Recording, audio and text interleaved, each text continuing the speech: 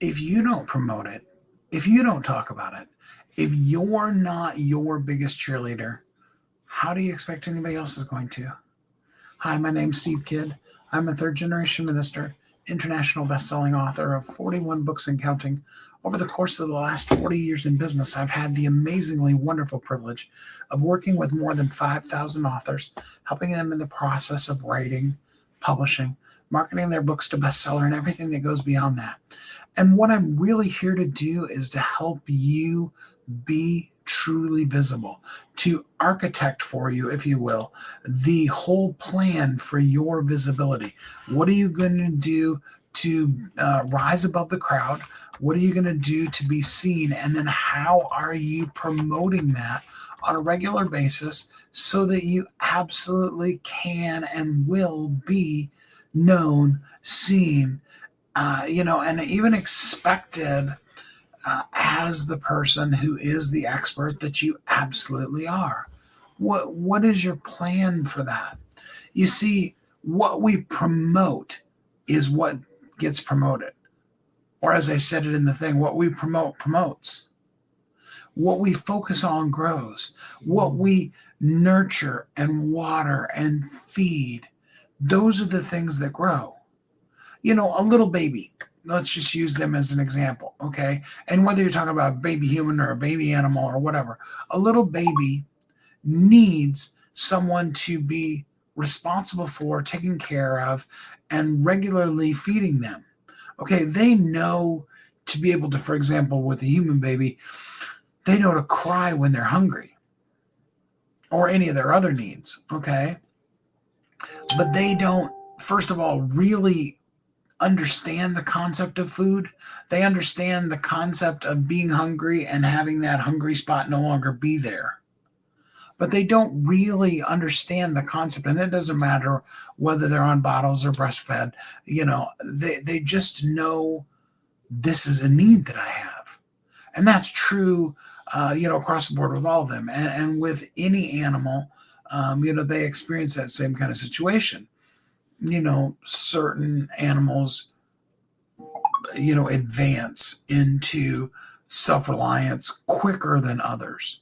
Little baby, like you'll see little baby calves and little baby deers that are standing up and walking within moments after their birth, versus a human who, maybe as much as a year or even 2 years before they take even their first step, just depending on, that child. Or, like I always used to tease with my daughter Amber, I think she was 5 before she walked, because as soon as she got up, she just started running, darting from here to there. And she discovered that if she ran real quick from this chair to that couch, that she could make it and not fall down. And so for the longest time, it was just like, that's that kind of thing. What we promote is what promotes. What we focus on is what grows. What we invest time in is what, is the thing that really gets known. But unfortunately, what we often invest our time in is all of the preparation kind of things, all the things that get us set up. It's like, for example, and I'm going to stick with the baby analogy. You can watch little children and you can see them, the gears turning in their mind. They don't completely get it, but they're taking it in. They're looking at that thing that, mommy is doing, usually. I mean, sometimes daddy or their older sibling, but they look at that thing that person's doing and they're intrigued by it, and they watch it and they watch it and they study it, and then, whether they get themselves up or somebody helps them up, maybe somebody's got them by the hands and they start doing that kind of thing. There's a lot of time that they spend just really taking the world in, seeing a lot of stuff. I mean, think of all the things in, like, say, for example, the first 5 years of our life that we learn and take in and know and grow and do, and all of those kind of things. So many of those. but it only comes from the doing. That little baby, or even, I know you've seen your dog do it. Sometimes I see Mocha just looking at me and I can just tell she's working the thing out, and usually what she's trying to work out is how she can get, me to give her more food, basically. It usually has to do with food or belly rubs. That's pretty much Mocha's life, right? Or maybe going outside, but you can just kind of see the wheels turning. But all of that thought, all of that processing, all of that taking in of the information, which is good. I'm not in any way diminishing how powerful and important that is. But with all of that, none of it means anything until you do something with it. And the same thing becomes true. I work in book space. I work with authors. And although, we do have a process for helping you write your book, I almost came on today. I almost did my live based on how much do you think you should pay right now today? March 19th, 2026.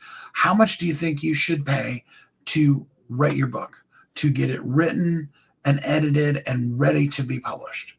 Not the publishing part, just the whole writing. Whether you do it yourself or you pay a ghostwriter or whatever. And I almost did the whole post on that today. And I was like, well, yes, but what you focus on grows. And I don't really want as much. I'm here to help you. If you need help putting that out there, absolutely can.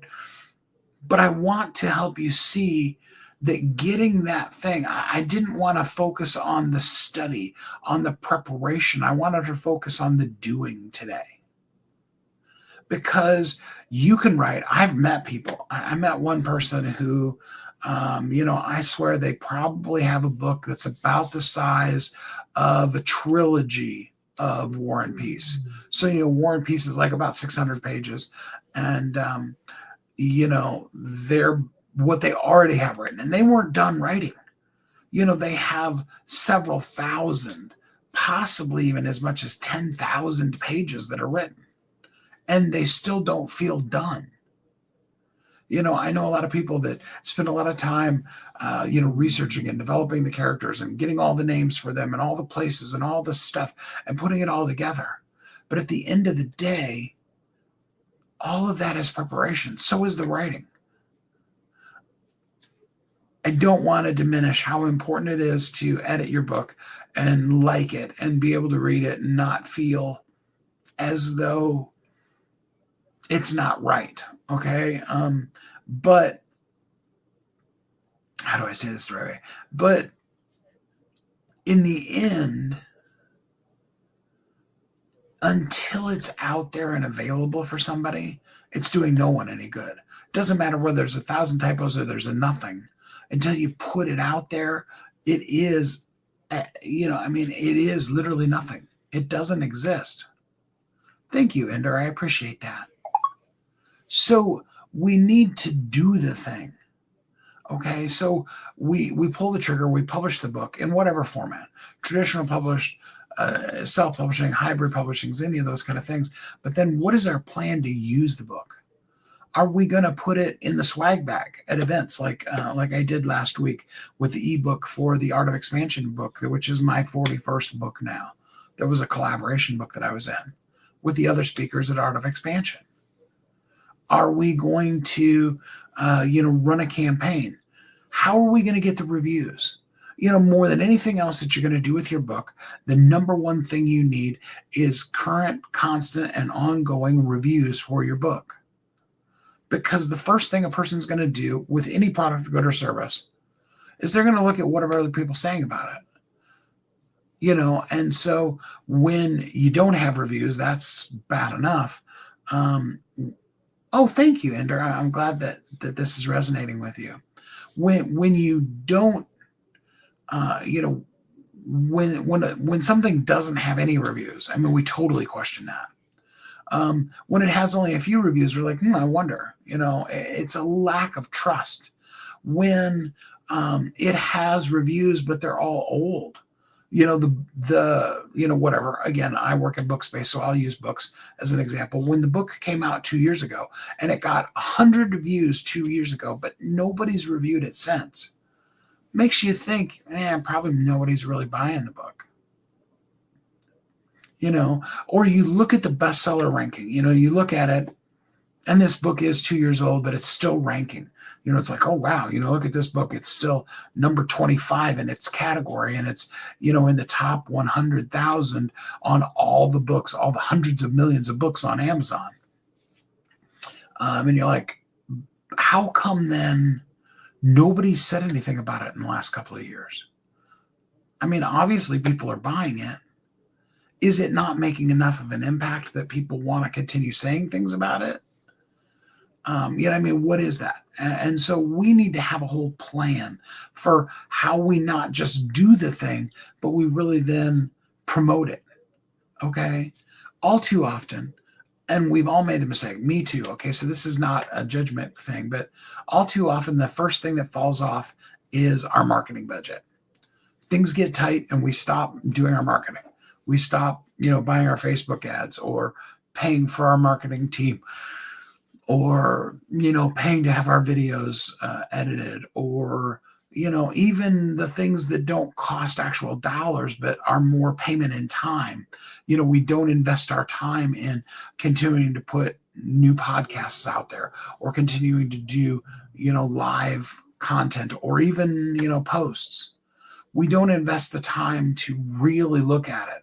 And then AI comes in and it makes it even easier. You can have AI. I have a friend of mine, Molly Mahoney, has a whole program that she's written that's a custom GPT that'll allow you to write 6 months of your posts in about 20 minutes or less. Depending on how well you have your information collected, you could probably do it in about 5 if you already know what she's going to be asking in the different questions around the course of that.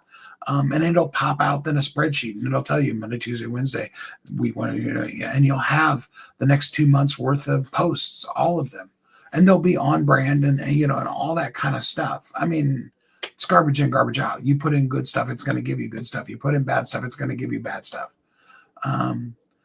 So we can often fall into the trap because that tool makes it easier, that we're not investing the right amount of time in the things that we need to continue to do to promote our stuff.